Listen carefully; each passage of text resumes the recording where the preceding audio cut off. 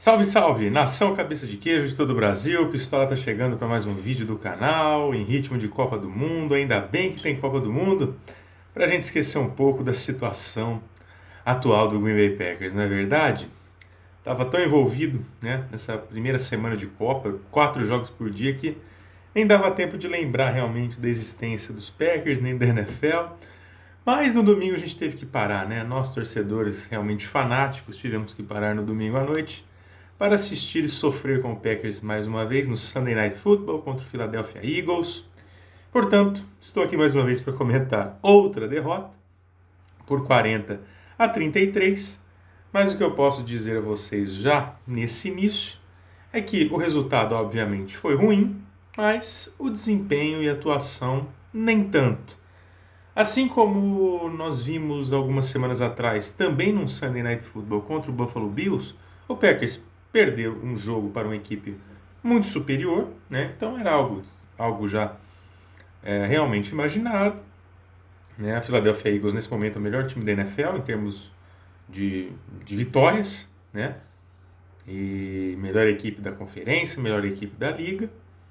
Né? Você pode discordar em termos de números, né? de desempenho, acreditar que tem outra equipe melhor, mas para quem se apega realmente a números, uma campanha 10-1, né? É o melhor time da liga para mim, em termos não só de resultados, mas de desempenho também. Então, uma derrota para a Filadélfia, ainda mais jogando lá, era absolutamente aguardado, mas não da forma como foi, uma forma que a gente teve que esperar até o fim do jogo para ter certeza se o Packers realmente perderia, né? Então, já foi uma surpresa bem agradável, não precisamos dormir cedo no domingo, né? Apesar de que no início do jogo parecia que a gente ia poder abandonar o jogo com bastante antecedência. Então, como disse, o desempenho foi bastante agradável em alguns momentos do jogo, mas o resultado, infelizmente, não veio porque o Packers é uma equipe completamente desequilibrada, uma equipe completamente inconsistente, não consegue equilibrar boas atuações defensivas e ofensivas, e é por isso que os resultados não vêm, né? Antes que, né, vocês se perguntem por que então que o Packers às vezes joga bem e o resultado não vem, porque é uma equipe desequilibrada em todos os setores, em todas as unidades. Quando um setor joga muito bem, como foi o ataque nesse jogo, a defesa vai lá e não consegue, né, repetir o mesmo nível de atuação, né? Tanto é que o ataque anotou 33 pontos contra a Filadélfia, algo realmente satisfatório, mas a defesa tomou 40. Então, esse desequilíbrio gritante entre os setores, entre as unidades do Green Bay Packers é que resulta, né, nessa campanha trágica aí da temporada 2022. Mas falando do jogo em si, quem assistiu o comecinho, né, quando o Packers saiu atrás já por 2 posses de bola, o Philadelphia abriu 13-0 com uma enorme facilidade e em pouquíssimos minutos, já poderia ter pensado em desligar a TV e dormir, né? Passou isso pela minha cabeça também. Mas o Green Bay Packers demonstrou uma reação assim inacreditável, foi buscar o resultado, virou o jogo para 14-13, né? E dali em diante o jogo ficou, né, variando entre 1 e 2 posses para a Filadélfia. Então não dava nem para dizer que o jogo estava ganho para a Filadélfia, nem que o jogo estava tão perdido assim para os Packers, né? Por isso, como disse, a gente teve que ficar, né, ligado no jogo até o final mesmo para ter certeza se a derrota se consumaria ou se o Packers teria força suficiente para ir buscar aquela vantagem ali que por certos momentos do jogo ficou em 1 posse de bola. Não foi possível, mas o Packers conseguiu competir, o Packers conseguiu jogar, conseguiu ser uma equipe que disputou, que tentou dentro das suas limitações, dentro das suas grandes dificuldades, os grandes desfalques, tentou se manter vivo no jogo até o final, e se manteve realmente, né? É claro que o Packers pagou muito pelo desempenho ofensivo bem abaixo, né? Que a defesa dos Packers tem muitos problemas, e o principal problema passa pelo comando, que é o Joe Barry, todo mundo já sabe. Que o Joe Barry precisa sair, todo mundo já sabe. Mas todo mundo já sabe também que ele não vai sair agora, ele vai sair no final da temporada. Se assim o Matt LaFleur, que bancou ele, né, na vinda, entender que ele deva sair, entender que ele seja parte considerável dos problemas dos Packers. Caso contrário, é capaz de ele ficar até para a temporada que vem. Mas essa defesa, mesmo com um comando péssimo do Joe Barry, deu mostras de que tem bons talentos individuais e que coletivamente, em alguns jogos, conseguiu atuar bem. Mas infelizmente não foi o caso no domingo.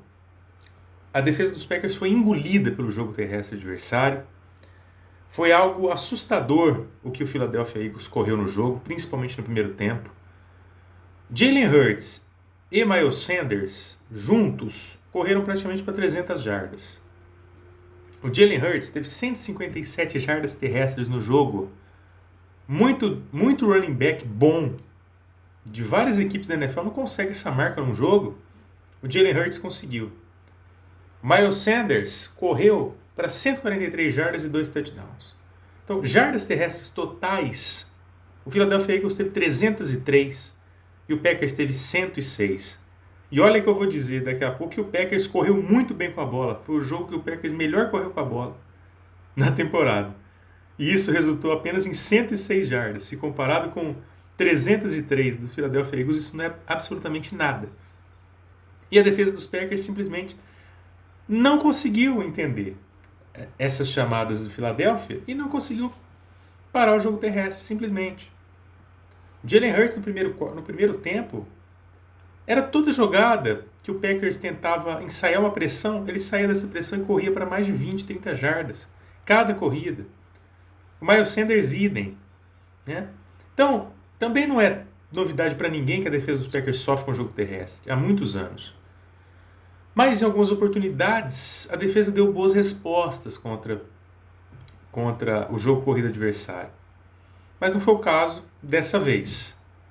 E não conseguiu se acertar durante o jogo. Em nenhum momento o Packers teve domínio sobre o jogo terrestre adversário. Não, de forma alguma. Jalen Hurts e Miles Sanders carregaram a equipe nas costas. Tanto é que, em termos de recepções, ninguém de Filadélfia se destacou tanto assim. Né? O A.J. Brown teve pouquíssimas recepções, mas mesmo assim anotou um TD. O Quez Watkins também, numa recepção que ele ali queimou, né? O Russell Douglas, que teve uma noite pavorosa, né? Diga-se de passagem. Mas em termos de recepções, a Filadélfia praticamente não nos deu trabalho. Só precisou correr com a bola para destruir a nossa defesa, que não conseguiu em momento nenhum se recuperar, fazer essa leitura de jogo e limitar as ações do Jalen Hurts e do Miles Sanders principalmente. Então, praticamente toda a nossa derrota passou por ali. Por esse desempenho ofensivo terrível, defensivo terrível, que não conteve o jogo terrestre em momento algum, né? E por conta disso permitiu 40 pontos, que aí, você jogando fora de casa, fica difícil você buscar 40 pontos, né? Ainda mais contra uma equipe da qualidade do Philadelphia Eagles. Então, logicamente que a nossa derrota passou, né, por esse desempenho defensivo horroroso, o que mostra mais uma vez a incompetência do trabalho do Joe Barry, que tem que ser imediatamente trocado, porque, como falei outras vezes, a defesa dos Packers individualmente é muito boa, é rica em talentos, mas precisa ter um comando de qualidade. E o Joe Barry não é esse cara. Mas já que a defesa fez todo o estrago que podia fazer nesse jogo, o ataque conseguiu se impor em muitos momentos, porque se utilizou do mesmo expediente do Philadelphia. Correr com a bola. Foi o melhor jogo em termos de produção ofensiva do Green Bay Packers na temporada. Porque anotou 33 pontos, porque correu muito bem com a bola, porque o LaFleur não teve vergonha de correr com a bola, não teve vergonha de reconhecer que o Rodgers está em péssimo momento, está todo arrebentado, jogando com o dedão quebrado e que não tem plenas condições de lançar como ele lança. Então ele foi humilde a esse ponto de se utilizar o máximo do jogo terrestre. O A.J. Dillon voltou a anotar um touchdown depois de 11 semanas, cara. Ele só tinha feito um touchdown contra o Minnesota Vikings na semana 1. Isso é uma vergonha, essa subutilização do A.J. Dillon esse tempo todo. Correu por 84 jardas, aliás, 84 jardas e anotou um touchdown. Né? O Aaron Jones também correu para pouco mais de 40 jardas. Então, foi um jogo de produção terrestre boa, analisando, né, o que tem sido o desempenho do jogo terrestre dos Packers nas últimas semanas. Mas como disse também, em comparação com o Philadelphia Eagles, foi algo ridículo. Os caras correram 3 vezes mais que o Packers no jogo. Mas para aquilo que a gente está acostumado a ver do jogo terrestre dos Packers, que mal é utilizado nos jogos, correr passar de 100 jardas já é uma marca para ser comemorada. Para você ver que ponto nós chegamos. Né? Então, e não só o jogo terrestre, mas nossos recebedores quando acionados foram bem também. Mesmo apesar de mais uma atuação, né, bem abaixo, bem limitada do Aaron Rodgers, com 2 interceptações, que está virando para ele rotina, né, toda semana tem uma interceptação, dessa vez foram 2, né, e eu vou falar sobre o Rodgers daqui a pouco. E tanto quando o Rodgers estava em campo, quando ele não estava também, conseguimos incomodar, né, a defesa dos Eagles. Então, infelizmente esse desequilíbrio mais uma vez falou mais alto. O ataque foi bem, a defesa foi muito mal. Assim como em tantas outras oportunidades. O ataque não produziu absolutamente nada e a defesa tentou segurar as pontas. Mas, né, por não ter esse equilíbrio, fica difícil a gente conseguir algum, né, resultado, né, de vitória que não seja nem contra os Cowboys nem contra os Bears, que são historicamente fregueses, né? Então, dentro dessa divisão que a gente já enfrentou, nós só ganhamos do Dallas Cowboys, né? Perdemos para os outros 3 da NFC Leste. Então, gente, como disse, esse desempenho, né, foi surpreendentemente positivo, né? Apesar do resultado. O que mostra que o ataque, de modo geral, não é tão péssimo quanto dizem, mas que precisa ser melhor gerido também pelas pessoas que comandam o ataque, e que precisa ter um quarterback em boa fase física e em boa fase técnica para comandar, o que não é o caso do Aaron Rodgers. O Aaron Rodgers já estava todo estrupiado, como disse, dedão quebrado, já vem jogando com esse dedão quebrado desde o jogo contra o New York Giants, quando ele fraturou, na semana 5. Só que ele não arreda o pé. Ele não dá o braço a torcer, mesmo lesionado. Ele quer mostrar que ele tem um poder de superação para jogar, fazer o time vencer mesmo com essas limitações físicas. Mas aí chegou no último período, foi sacado, né? E, aliás, até a linha ofensiva fez um bom trabalho enquanto pôde no jogo. Mas no segundo tempo, e principalmente no último período, a galera já estava cansada, permitiu mais pressões para cima do Rodgers. Ele foi sacado mais vezes e em um desses sacks, né, ele acabou sentindo alguma coisa ali na costela, teve que sair e não voltou mais. Né? A linha ofensiva, que aliás cometeu umas faltas bem idiotas também nesse jogo, em momentos cruciais ali, em que o nosso ataque, né, poderia anotar mais pontos. Né? E aí ele sentiu a costela, foi pro vestiário e não voltou mais. Começou a era do amor? Não sei. Mas Jordan Love entrou e deu muito conta do recado. Eu não quero aqui ser um defensor ferrenho do Jordan Love, já falei muitas vezes sobre ele. Não estou aqui querendo dizer que ele vai ser o MVP, que ele vai ser chamado 10 vezes para o Pro Bowl, que ele vai ser o franchise QB que os Packers precisam, né? Que vai vestir essa camisa por mais 10, 20 anos, vai ser um novo Aaron Rodgers ou até melhor que ele. Não quero dizer isso. Quero dizer que ele tem se mostrado, o pouco que ele joga, um cara que está num momento melhor físico e técnico que o Aaron Rodgers. O Aaron Rodgers já é quase um quarentão, já tem problemas físicos, não é de hoje. Problemas técnicos, então, essa temporada foram gritantes. Muitos vão dizer que decorre também por conta dessa lesão no dedão, mas não é só por isso. E o pouco que o Jordan Love jogou, ele entrou, o time estava perdendo por 2 posses de bola, ele conseguiu, né, colocar o Packers de novo no jogo, até o final. Né? Ele teve 6 passes completados em 9 tentativas, 113 jardas, passando para um touchdown, né, com um QB rating de 146. Né? Claro que é muito pouco, né, para uma pequena demonstração dentro do jogo, mas foi muito interessante ver da forma como ele entrou, leve, solto, com personalidade, com uma visão de jogo muito mais apurada, com uma leitura da defesa adversária muito mais evoluída, uma mecânica de passe muito mais evoluída, muito mais desenvolvida. parecia que ele estava jogando em Green Bay já faz uns 10 anos. Já conhecia todo mundo, parece que ele já estava entrosado com a galera. Não, deixa comigo aqui que vai dar tudo certo. Ele entrou, rapaziada, né, abraçou a ideia com confiança, foi lá, passou por um touchdown do Christian Watson, com uma sintonia, com uma conexão com ele, com Allen Lazard, que praticamente não tinha recebido nenhum passe do Rodgers no jogo, tendo um conhecimento amplo dos recebedores que ele tinha, das características que cada um podia dar para ele. Então ele se mostrou bem maduro, cara. Se mostrou com muita personalidade. Não sei o que isso pode querer dizer a longo prazo, mas o que eu quero dizer para vocês é que o Love tem que jogar. Até para você ou mandá-lo embora ou dar um contrato profissional para ele no ano que vem, né, já que o ano que vem é o último ano de contrato de calor dele, seja para mandar embora ou seja para dar um contrato profissional para ele, você precisa dar jogo para ele. Ele precisa mostrar o que pode fazer, mostrar o que sabe fazer. Então, por isso, eu sou defensor sim que o Jordan Love jogue as últimas partidas da temporada. Para que forçar o Rodgers a jogar quando o time não tem mais nenhuma chance de classificação para playoffs? Para quê? Para ter um risco dele ter uma lesão maior, ficar mais 6 meses, um ano fora? Eu acho que na cabeça do LaFleur, na cabeça do próprio Rodgers, não deveria passar isso, essa insistência no Rodgers nesse momento em que o campeonato já acabou para Green Bay. Então, eu não vejo motivo concreto para não deixar o Jordan Love jogar essas últimas partidas.